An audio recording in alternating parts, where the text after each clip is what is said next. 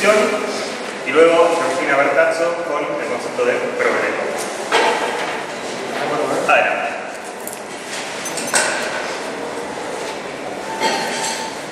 Yo voy a tomar el tiempo, pero si cualquier cosa me tienen que avisar. Bueno,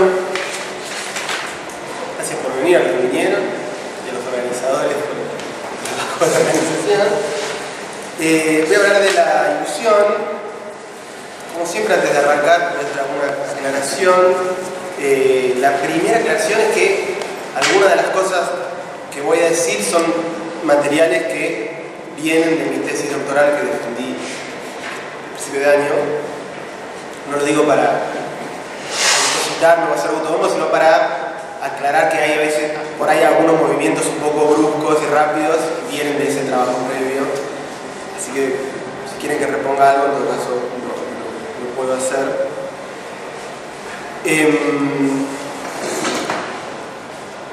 En mi tesis trabajé diferencia y repetición, por eso es que inevitablemente saqué cosas de ahí, pero bueno, ahí hablé de la idea y ahora voy a hablar de la ilusión, así que espero decir algo nuevo.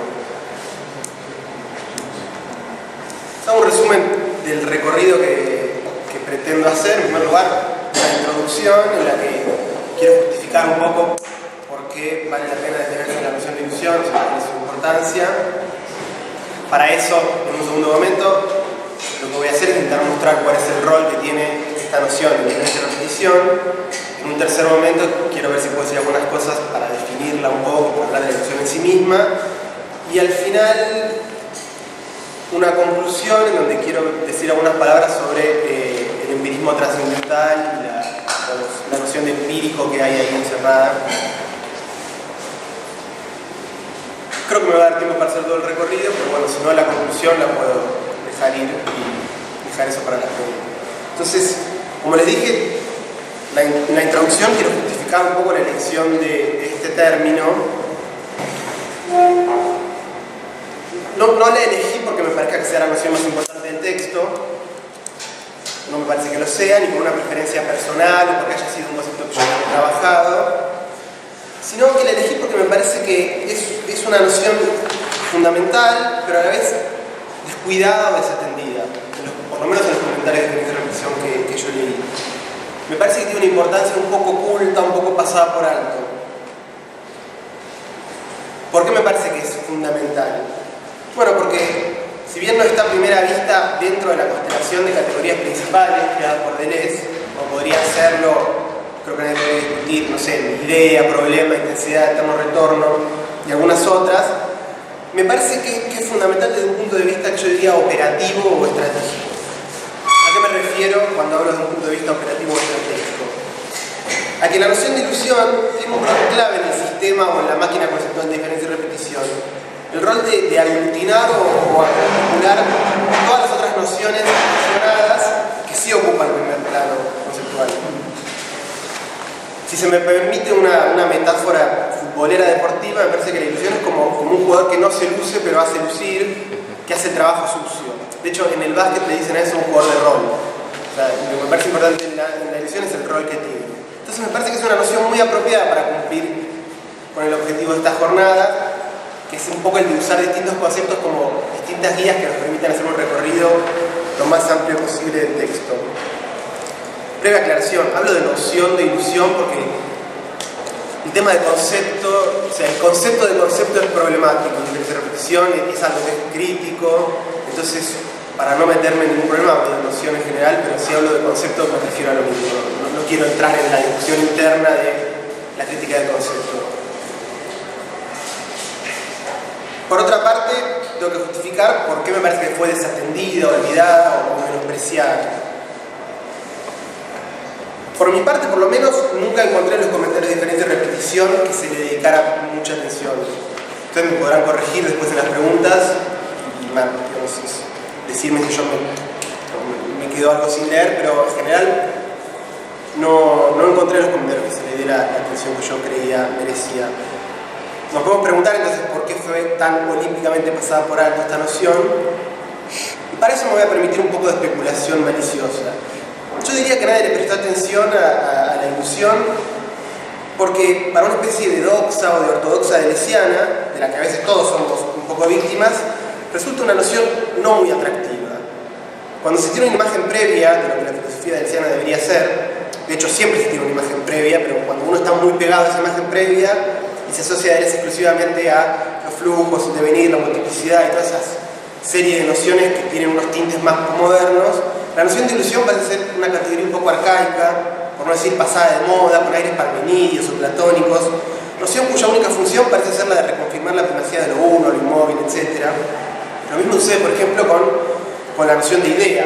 Para quienes tienen una imagen de la filosofía deleuziana muy influida por la etapa de producción con Guattari y que la conciben como una filosofía materialista, puede resultar extraño que Deleuze cree su propia noción de idea, le ponga idea con mayúscula y retome esta noción que tiene aires platónicos, kantianos y hasta hegelianos, que designa justamente lo corporal, o sea, lo no material. ¿Dónde quiero llegar con esto? No quiero decir de ninguna manera que detrás de una imagen moderna e innovadora haya una filosofía conservadora o tradicional. No estoy diciendo eso para nada. Simplemente quiero decir que además de los conceptos más populares de Deleuze, los conceptos generalmente asociados al movimiento, a la multiplicidad, el devenir, la diferencia, que son conceptos claramente dirigidos contra la tradición dominante, hay también toda una serie de conceptos más tradicionales, extraídos de la tradición, quizás pasados de moda y con olor a viejo, pero que son utilizados sin ningún complejo y con nuevos fines por parte de Deleuze. Piensen, por ejemplo, en la noción de univocidad, que Deleuze va a buscar a Luis Escoto, y en Escoto esa noción estaba asociada a Dios, mientras que para Deleuze sirve para un uso opuesto, que es justamente una afirmación teórica del ateísmo.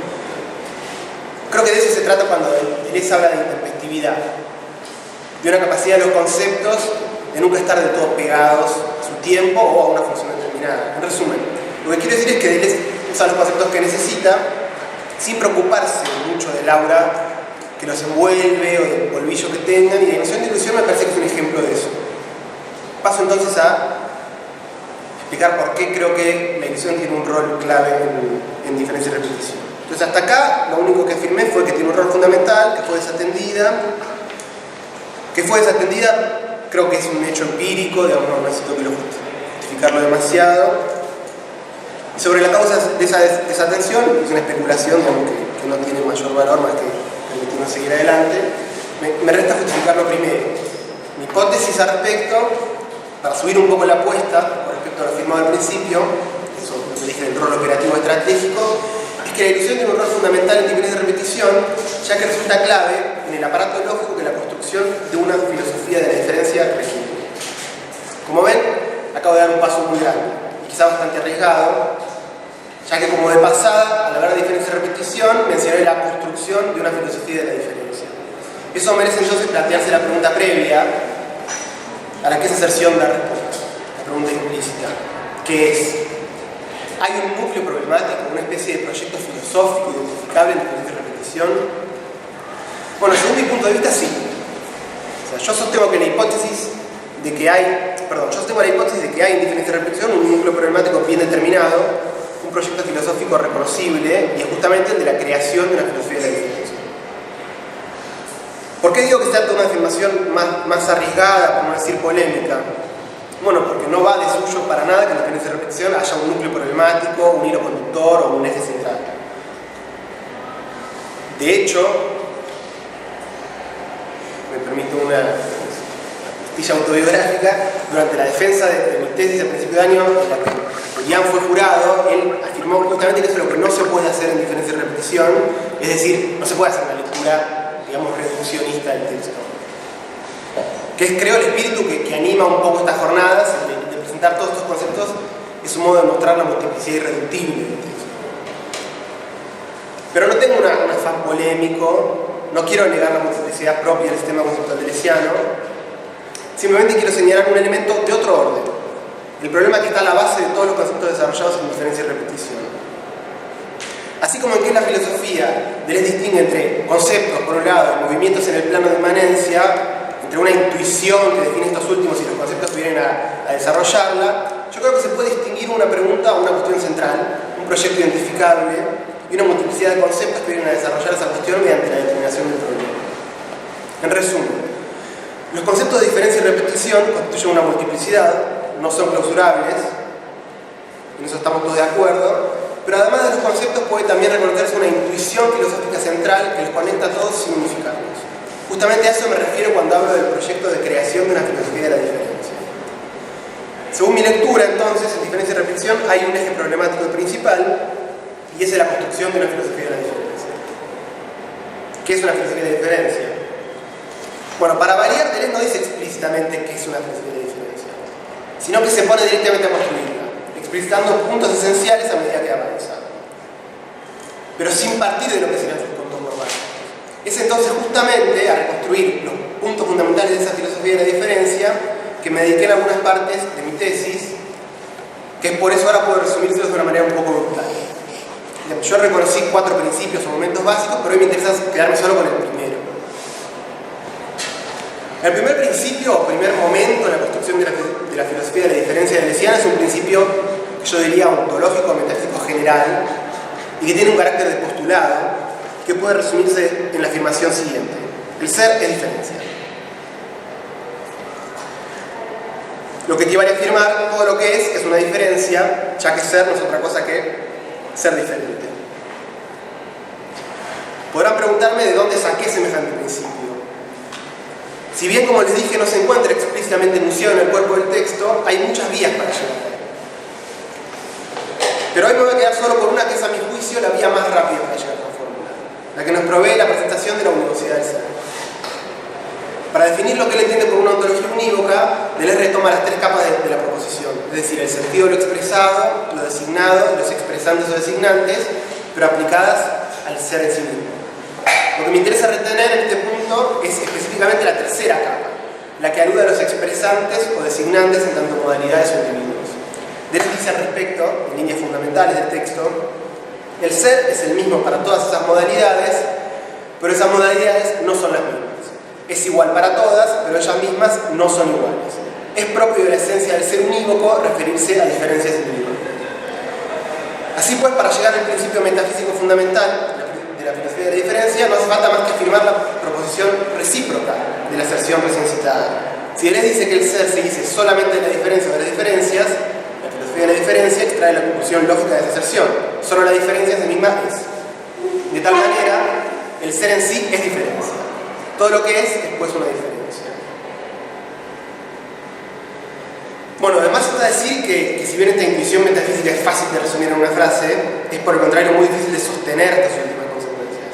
Ello implica justamente construir toda una metafísica, una ontología diferencial, que es la tarea a la cual se lanza Deleuze a lo largo de las páginas de Diferencia y Reflexión. Pero volviendo al punto cero de la construcción, lo primero lo que hay que hacer frente, si uno pretende sostener semejante aserción, es a la objeción empírica más llana, aquella que nos recuerda que en nuestra experiencia habitual estamos rodeados de cosas que poseen una identidad que, digamos, es evidente.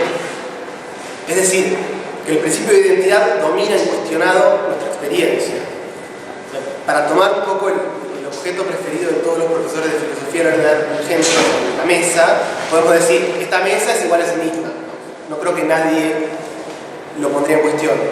De tal manera que si solo la diferencia es, no queda claro cómo se podría afirmar que lo idéntico no es o existe si estamos siempre en contacto con cosas idénticas. De allí que de entrada sea necesario aclarar cuál es el alcance de dicha aserción. En tanto postulado metafísico o ontológico, no tiene un afán meramente descriptivo, no se propone hacer un recuento de nuestra experiencia habitual. Si así fuera, sería evidentemente falso. No es entonces una afirmación empírica, sino que se trata de un postulado trascendental. Es decir, que efectúa una distinción entre lo trascendental y lo empírico. Así hay que decir que, por derecho, el ser es diferencia, mientras que de hecho, la identidad es omnipresente. Saquemos entonces un par de consecuencias más de esta redistribución de lo empírico y lo trascendental. Dijimos que en nuestra experiencia habitual encontramos identidades por todos lados. Pero además de reconocer la existencia empírica de la identidad, de reconocer que la identidad es o existe en nuestra experiencia habitual, hay que preguntar si también la diferencia es o existe en esta experiencia. La primera respuesta que daríamos es que evidentemente sí, que estamos siempre experimentando diferencias, que hay diferencias por todos lados, así como hay identidades. Tomando el ejemplo tonto de la mesa, digamos, nadie negaría que esta mesa es diferente a la del aula del lado. Pero Deleuze nos va a imponer una condición que nos va a impedir sostener esa respuesta.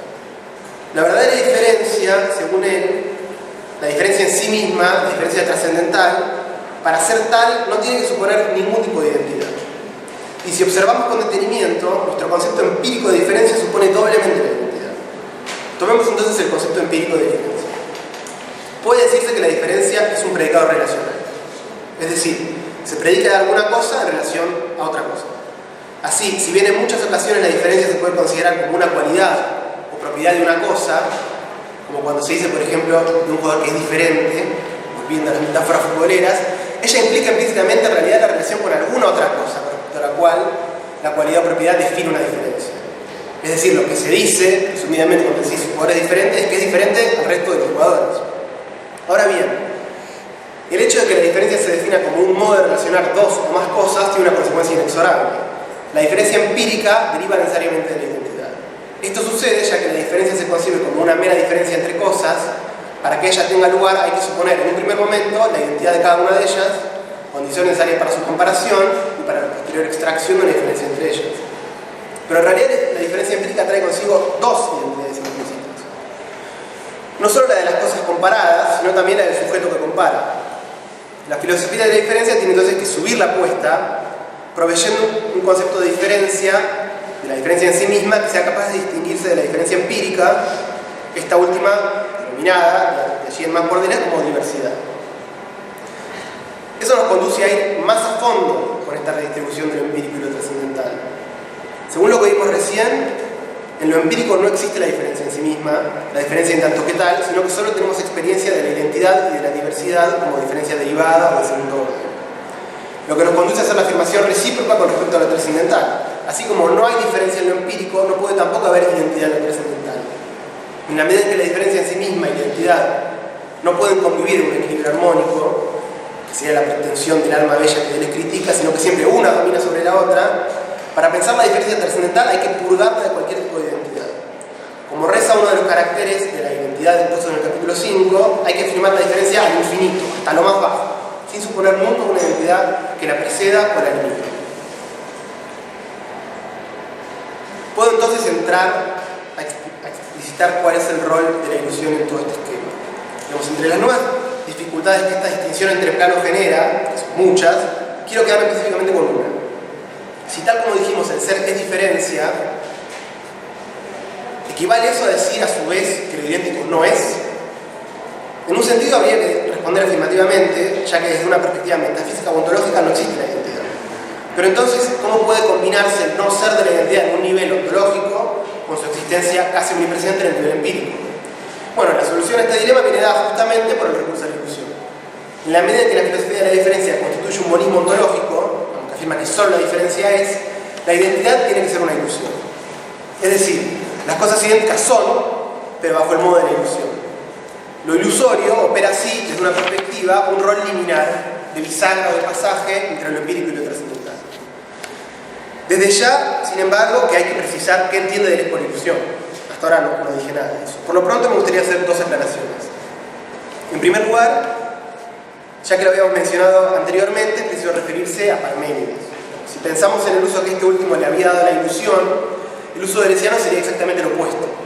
Si Parménides y después Platón lo utilizaban para reafirmar la identidad de lo uno, considerando la multiplicidad y el devenir como ilusorios, Deleuze utiliza la ilusión, por el contrario, para reafirmar la multiplicidad y la diferencia, considerando a lo uno o a lo idéntico como ilusorio. Lo que lo conduce a lo que quiero remarcar en una segunda aclaración. En la medida en que en nuestra experiencia estamos efectivamente en contacto con identidades, Deleuze no puede simplemente comprender lo ilusorio como un espejismo o una mera apariencia, sino que tiene que darle otra consistencia.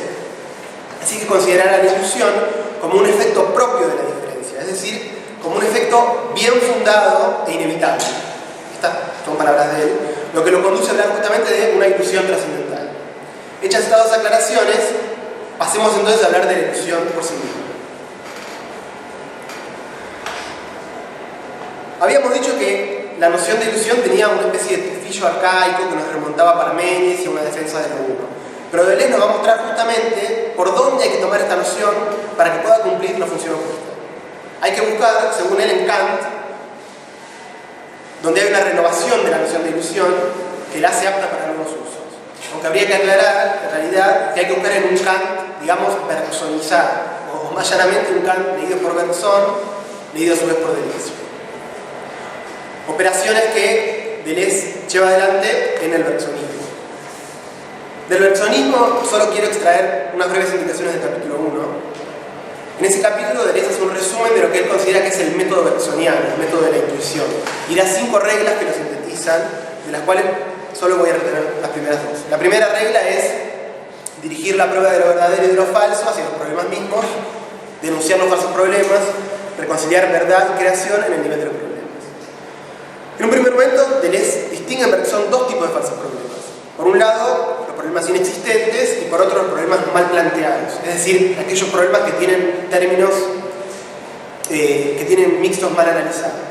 Pero rápidamente Deleuze muestra que los primeros descansan sobre los segundos y que por lo tanto los problemas inexistentes dependen de los problemas mal planteados. Mientras que los mixtos mal analizados, que animan estos últimos, implican en un lenguaje bergsoniano el reconocimiento de la existencia de meras diferencias de grado, ahí donde en realidad hay diferencias de naturaleza. ¿Y qué sucede cuando estamos ante diferencias de naturaleza, pero solo vemos diferencias de grado? Nos topamos justamente con la ilusión. Cito al respecto a Deleuze en una cita un poco larga. Somos entonces víctimas de una ilusión fundamental, que corresponde a los 2 aspectos del falso problema. La propia noción de falso problema implica en efecto que no tenemos que luchar contra simples errores, falsas soluciones, sino contra algo más profundo, ilusión que nos arrastra o en la que estamos inmersos, inseparable de nuestra condición. Espejismo, como dice Bergson a propósito de la retroyección de lo posible. Bergson toma de Kant una idea, más allá de que la transforme completamente. Es Kant quien mostraba que la razón, en lo más profundo de sí misma, engendra no errores, sino ilusiones inevitables, cuyo efecto solamente se podía conjurar. Aunque Bergson determine de un modo completamente distinto la naturaleza de los falsos problemas, aunque la crítica kantiana le parezca a ella misma un conjunto de problemas mal planteados, trata la ilusión de manera análoga a la de Kant. De allí entonces que la segunda regla del método de la intuición sea luchar contra la ilusión, encontrando verdaderas diferencias de naturaleza o las articulaciones del lateral. Pero si para Kant las ilusiones emergían cuando la razón se alejaba del empírico, para Bergson, por el contrario, las ilusiones emergen cuando nos quedamos solamente con el empírico, con los hechos brutos, ya que los hechos son los mixtos mal analizados por excelencia. Deleuze nos dice, cito, Bergson no ignora que de hecho las cosas en realidad se mezclan. La experiencia no entrega más que mixtos. Fin de la cita. De allí, justamente, que sea necesario instaurar el método de la intuición para ir más allá de los hechos. Vuelvo a citar a Deleuze. La intuición como método de división no carece de semejanza, incluso con un análisis trascendental. Si el mixto representa el hecho, es preciso dividirlo en tendencias o en puras presencias que no existen más que de derecho. Se sobrepasa la experiencia, se condiciones de la experiencia, pero estas no son, a la manera cristiana, las condiciones de toda experiencia posible, sino las condiciones de la experiencia real.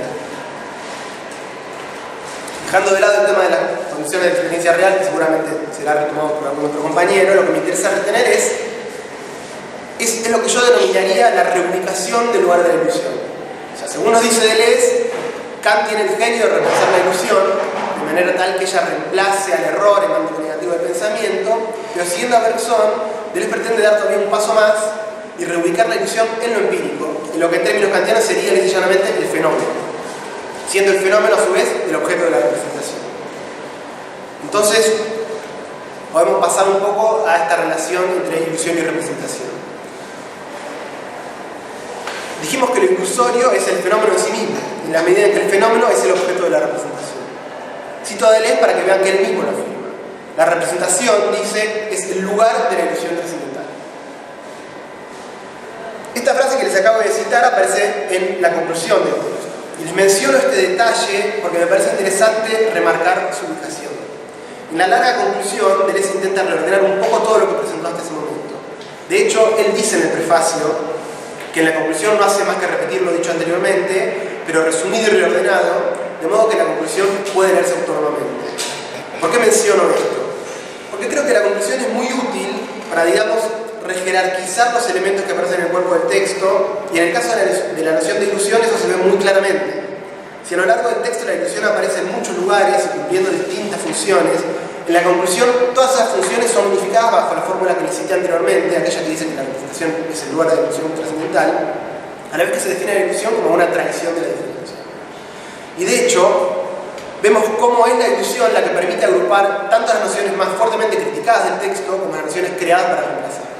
Así, retomando lo que había definido como la estructura general de la representación del mundo-razón, esto de la identidad en el concepto, la posición en el predicado, la analogía en el juicio y la semejanza de la percepción, Deleuze reconoce 4 tipos de ilusiones concernientes al pensamiento, a lo sensible, a la idea y al ser.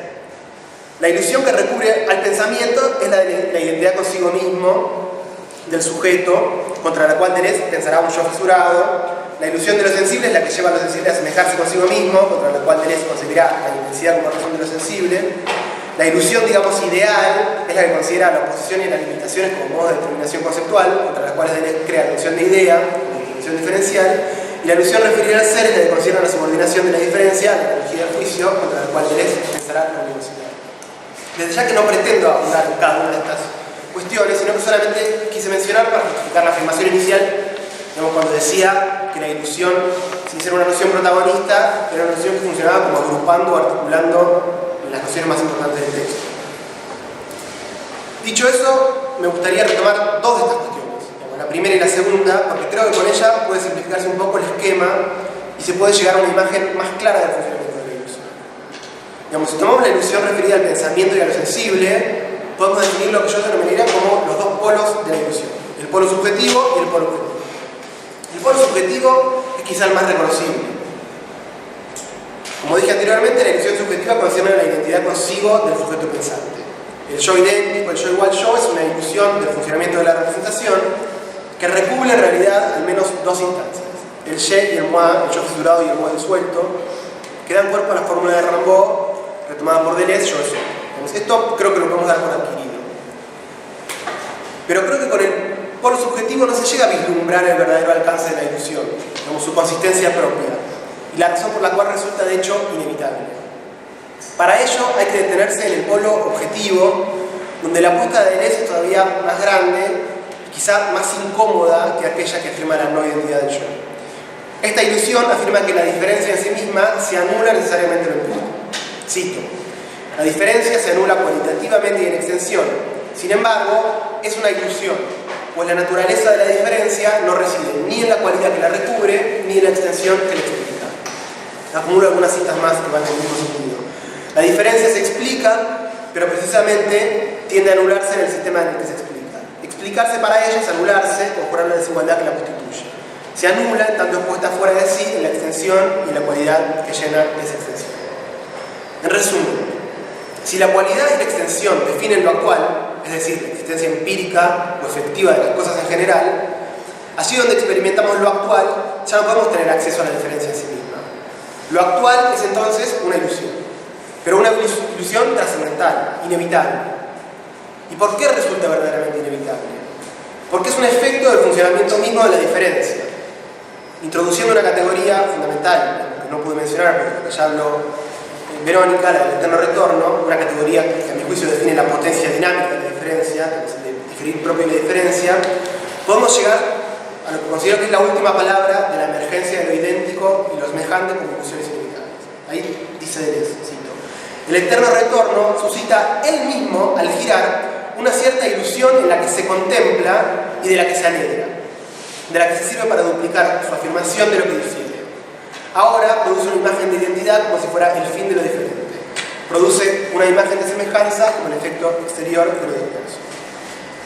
Me queda una conclusión que es una página y media. Me quedan 2 minutos. ¿Me la dejan leer o...? Sí, yo para no pedí 5 minutos, dije pregunté. Bueno, la leo rápido. Conclusión. Me gustaría entonces, para terminar, hacer una breve conclusión que a su vez abre nuevos planteos y problemas. Mi intención era mostrar la importancia de la noción de ilusión. Para ello tenía que definir su rol en la estructura argumentativa o conceptual del texto. Expuse entonces mi hipótesis de lectura central, diferencia y repetición, la de la creación de una filosofía de la diferencia, lo que me llevó a plantear la distinción entre los planos empírico y trascendental. Tal como intenté demostrar, lo ilusorio constituye esa capa de contacto entre lo trascendental y lo empírico. Entonces es un efecto de lo trascendental que constituye lo empírico. Ahora bien, tal como puede deducirse de este planteo, según esta lectura, lo empírico posee un papel ontológicamente secundario. Lo actual no es otra cosa que el plano en el cual viene a anularse la diferencia. Eso nos conduce a concebir el pensamiento deleuziano como un pensamiento netamente antiempírico. Sí, tomando los dos extremos del proceso de pensamiento, pensar es pensar la idea, que no es actual sino virtual, y si sentir es sentir la intensidad, que si bien es el ser de lo sensible, no es sensible, pensar filosóficamente es pensar contra los hechos. Así pues, la sensibilidad tiene que separarse de lo sensible empírico hacia una especie de trascendentalismo, que es una palabra de Deleuze, cito a Deleuze. Captar la intensidad independientemente de la extensión o antes de la cualidad en la que se desarrolla, ese es el objeto de una distorsión de los sentidos. Una pedagogía de los sentidos está orientada hacia ese fin y es parte integrante del trascendentalismo. Inclinada así la balanza hacia lo trascendental, es preciso entonces preguntarse, bueno, ¿qué sucede con lo empírico en el seno del empirismo trascendental? El empirismo trascendental aparece en lo empírico. Para no caer en una contradicción, digamos, es necesario aclarar a qué se refiere Deleuze cuando habla de empirismo, distinguiendo el empirismo de lo empírico en tanto que actúa lo sensible. Digamos, según mi opinión, Deleuze hace un uso bastante particular del término empirismo, ya que tiene una visión del empirismo que creo que es quizá opuesta a la visión tradicional. De hecho, ya en su primer libro, en Empirismo y Subjetividad, se veía esta lectura sui generis. Ahí cuando leía Kant, Deleuze decía que el problema del empirismo no era el de hallar el origen del espíritu en las impresiones de sensación, sino que lo importante era hallar la constitución del sujeto en el punto en el cual el espíritu deviene sujeto, es decir, en las situaciones de reflexión. Y muchos años después, en los diálogos con Claire Pernet, retoma la misma perspectiva y aclara, cito, habitualmente se define al empirismo como una doctrina según la cual lo inteligible viene de los sentidos. Ahora bien, ese es el punto de vista de la historia de la filosofía.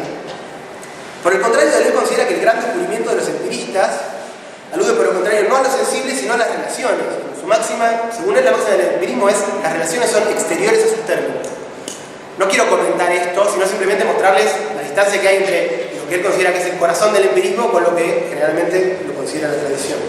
Entonces, para terminar, si tomamos algunos extractos de diferencia y repetición, podemos confirmar esta aserción y ver que Deleuze habla de un empirismo raro. Desde el prefacio del texto ya nos encontramos con este extraño empirismo. Ahí dice, el empirismo no es en absoluto una reacción contra los conceptos, ni un simple llamado a la experiencia vivida. Intenta, por el contrario, la más alocada creación de conceptos a la que jamás se haya asistido. El empirismo es el misticismo del concepto y al mismo tiempo su matematismo. Extraño empirismo, que en lugar de reconducir o basar los conceptos en lo empírico, intenta, por el contrario, hacer entrar a los conceptos virtuales o inmateriales en un aquí y ahora, constituyendo un espacio-tiempo no actual. Cito, solo el empirista, afirma Deleuze, puede decir los conceptos son las cosas mismas, pero las cosas en estado libre y salvaje. Hecha entonces esta aclaración, que sirve para justificar la destitución del empírico que viene sosteniendo toda la exposición, creo que ya puedo terminar el breve recorrido por diferencia y repetición, digamos, que me permitió hacer la noción de ilusión. Gracias.